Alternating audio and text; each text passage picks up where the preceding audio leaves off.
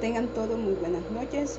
Les habla Denise Pascuales Acosta desde su noticiero Educación en Países Latinoamericanos. En esta noche vamos a hablar sobre un tema bastante distinto con lo que corresponde a la educación en nuestro país. Vamos a hablar un poco sobre la educación en Colombia. Cuando hablamos de educación, nos vamos rápidamente a las leyes de educación, ¿verdad? Vemos que la ley 115 de 1994, ella nos establece unas leyes generales para en ellas regular el servicio público a la educación. En 1991, en la Constitución se establece el derecho a la educación que tiene toda persona. Es decir, que estos derechos no se le pueden vulnerar a ningún niño, a ningún adolescente. Es primordial de que el niño pueda acceder, el joven pueda acceder a una educación. Vemos de que si hablamos de educación estamos hablando de una cobertura. En nuestro país, en Colombia, en el año 2017, la cobertura fue inferior con respecto a la del año 2016.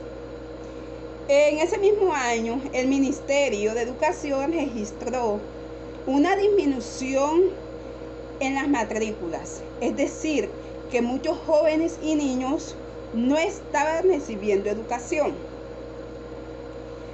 A partir de ahí es cuando el Estado comienza a indagar porque muchos niños, muchos jóvenes no pueden acceder a una educación. Cabe destacar de que para antes un niño recibir un cupo en un colegio era bastante luchado, era bastante sufrido. Los padres tenían que, mejor dicho, lucharse ese cupo para que su hijo pudiera acceder a una educación. Y por esta razón muchos niños eran dejados en casa, muchos jóvenes eran dejados en casa porque no tenían un cupo para ellos poder acceder a una escuela. Cabe destacar que para esto también se habla de la educación inicial. Este nivel de educación representa el primer contacto con los niños con un entorno diferente al de su hogar. Es decir, el padre de familia se va a desprender de su pequeño, se va a desprender de su hijo para llevarlo ya sea a un hogar infantil. Vemos que estos hogares infantiles son dirigidos por el ICBF, en donde el ICBF vela porque los derechos de los niños se cumplan, ¿verdad? Vemos de que la educación que reciben estos niños en los hogares infantiles es bastante nutritiva para su desarrollo. Es bastante primordial trabajar esta parte en ellos. Vemos de que los hogares infantiles, el nivel de ellos enseñar o la forma de ellos enseñar es diferente. ¿Por qué? Porque ellos les están enseñando al niño a través del juego. Y vemos de que eso es primordial para los primeros años de vida del niño, porque vemos de que son niños que van a ser niños más adelante, niños autónomos, niños de que quizás no le va a costar más adelante el poder desenvolverse en las escuelas, el poder ser un niño partícipe. Entonces estas cosas son fundamentales de que el niño desde temprana edad pueda acceder a un jardín infantil. También se habla sobre la educación básica. Cuando hablamos de la educación básica, hablamos de un ciclo, el cual consta de 4 grados, cada uno de un año de duración, nombrado desde sexto a 9º grado. Después hablamos de 10 y 11. Hablamos entre los 11 y 12 años de edad. Al igual que la primaria, este está sujeto al decreto que permite la promoción automática de los estudiantes, el cual también fue regulado por el nuevo decreto de 1290 de 2009, que permite la mayor parte de las cosas acceder para un cupo para continuar con sus ciclos escolares. También la educación en Colombia hubo un decreto el cual fue modificado en la escala de valoración, quedando en orden ascendente como desempeño bajo, básico, alto y superior. Vemos de que anteriormente los niños para ser evaluados era con la A aceptable, con la I insuficiente y viceversa. La educación media está conformada por los grados 10º y 11.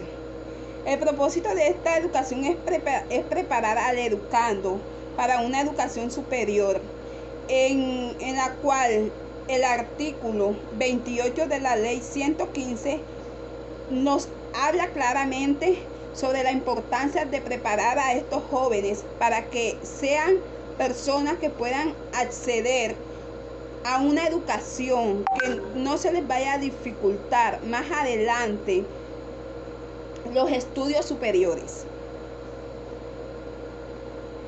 Cuando hablamos de educación superior, vemos de que estos jóvenes, para ser evaluados, ellos se someten a unas pruebas IFES para medir el nivel de educación de conocimiento los cuales tienen los estudiantes. También hablamos de equidad educativa. Cuando hablamos de equidad educativa, ellos se trazan una meta, ¿verdad?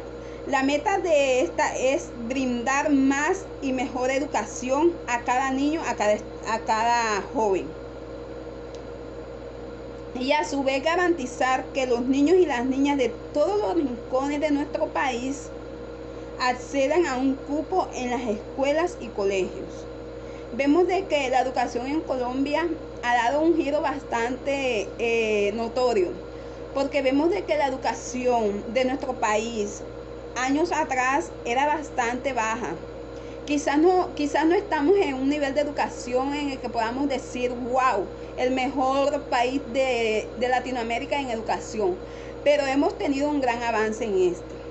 A continuación los dejo con mi compañera Faneri con mi compañera, la cual les va a estar hablando un poco sobre la educación en nuestro país vecino, Ecuador.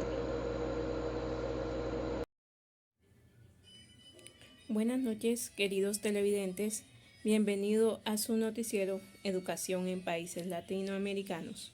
Yo les quiero hablar sobre la educación pública, o más bien las políticas públicas educativas en el país de Ecuador,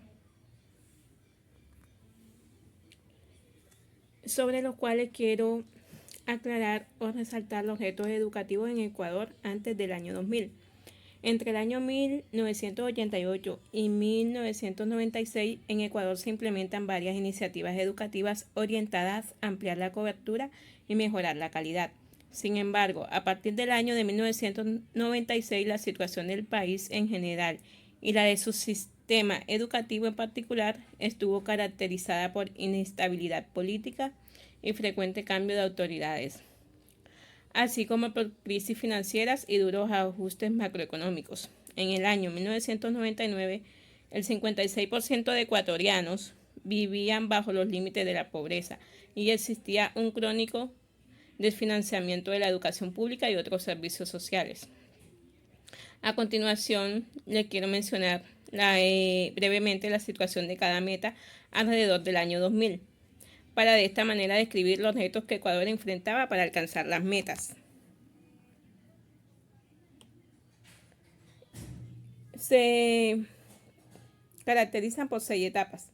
En la etapa en el año 2015, que es la meta de la etapa 1, habla sobre la atención a la primera infancia. La atención a la primera infancia en Ecuador en los años 90 estuvo a cargo del programa Operación Rescate Infantil, creado en el año de 1993 del actual Ministerio de Inclusión, Economía y Social y del Instituto Nacional del Niño y la Familia. La oferta de estos servicios se focalizaba en poblaciones en condición de vulnerabilidad. Por su parte, el Ministerio de Educación se encargaba fundamentalmente de servicios educativos para niños y niñas desde primer año de educación general básica, es decir, desde los 5 años de edad. Vamos a la segunda etapa, que es la universalización de primaria. En el periodo de 1988 a 1996 se convocó a 2 consultas nacionales, la educación del siglo XXI, con el objetivo de consensuar las prioridades educativas del país. Entre los temas incluidos estuvieron la universalización de 10 años de educación general básica de calidad y la reforma curricular del nivel. Así, el Estado ecuatoriano priorizó asignaciones presupuestarias para este fin. En la tercera etapa, que es la etapa de acceso equitativo de jóvenes a programas apropiados de aprendizaje. De acuerdo con datos del INED, en el año 2000, la tasa neta de asistencia a secundaria, que corresponde a 6 años, los 3 últimos de educación general básica y los 3 de bachillerato, en el Ecuador correspondían al 60,1% y existían, sin embargo, fuertes disparidades en la asistencia de la población urbana frente a la rural y en la asistencia por grupo étnico. Así, por ejemplo, mientras la tasa neta de asistencia de la población rural correspondía al 40,9%, la población urbana había alcanzado el 72,2%. En el caso de grupos étnicos, la población indígena y afroecuatoriana presentaba mayor rezago frente a la tasa nacional. Seguiríamos con la cuarta etapa, que la llamaríamos reducción de niveles de analfabetismo y acceso a educación para adultos. Entre el año de 1988 y 1992, el Estado llevó adelante la campaña nacional de alfabetización Monseñor Leonidas Proaño, con el fin de disminuir el analfabetismo. El programa de post-alfabetización Ecuador Estudia y el de educación básica para adultos. Para el año 2000 habían pasado 8 años desde la última campaña de alfabetización, sin que se diera un nuevo impulso al proceso. A nivel nacional, las diferencias en la tasa de analfabetismo por género correspondían a casi 3 puntos porcentuales. El analfabetismo en hombres se ubicaba en 7,2% y el de mujeres en el 10%, y las diferencias de género se andaban por grupos etarios. Además, las diferencias eran mucho más fuertes al comparar la tasa de analfabetismo entre las áreas urbana y rural, pues la primera presentaba un nivel de analfabetismo de 4,2%, mientras que el área rural alcanzaba un 17,4%. Es decir, que el analfabetismo se veía más en hombres y en las zonas rurales. Seguiríamos con la etapa 5, que es la equidad de género. Para el año 2000 no se ven diferencias de género en el acceso a programas de atención a la primera infancia, ni en el acceso a la educación primaria o a la secundaria. Sin embargo, entre el grupo de 15 años o más, se existía una mayor cantidad de mujeres analfabetas, según la UNESCO en el año 2003. Además, es posible que haya existido otras inequidades o diferencias, tales como estereotipos de género que limitaban las oportunidades de las mujeres. En la etapa 6, calidad y aprendizaje, en el año 1998 se creó la Dirección Nacional de Educación Intercultural, encargada de la oferta de servicios educativos para la población indígena en su propio idioma y cultura, lo cual marca un hito histórico. En la década de 1990 se discutió una reforma de calidad educativa que incluyó la reforma curricular de la educación general básica, un sistema de medición del aprendizaje y un sistema de indicadores educativos. Además, durante la primera mitad de los años 90, como parte de la reforma de calidad, el gobierno impulsó un modelo de gestión descentralizado de las escuelas con el fin de brindarle mayor autonomía. Sin embargo, a partir del año 1996 no se dio impulso a la mejora de la calidad educativa y se intensificaron los desafíos derivados de la inestabilidad política y económica. Por ejemplo, entre los años 1998 y 2003 hubo 11 paros nacionales del magisterio relacionados a problemas laborales. Las instituciones educativas cerraron 173 días por esta causa.